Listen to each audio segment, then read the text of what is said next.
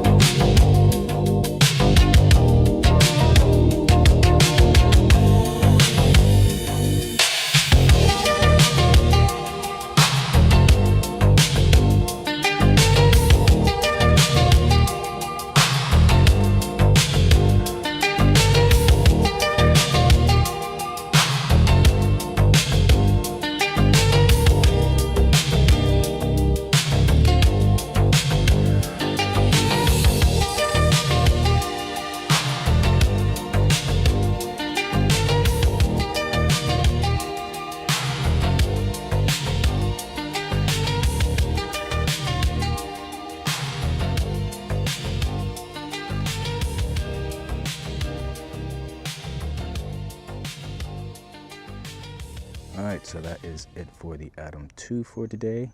I'll come out here another day and do some more random testing, but that's all I had for you guys today. Hope you enjoyed it. Don't forget to like, subscribe, and all that stuff. And you guys stay cool out there. Have a nice day, and God bless you all.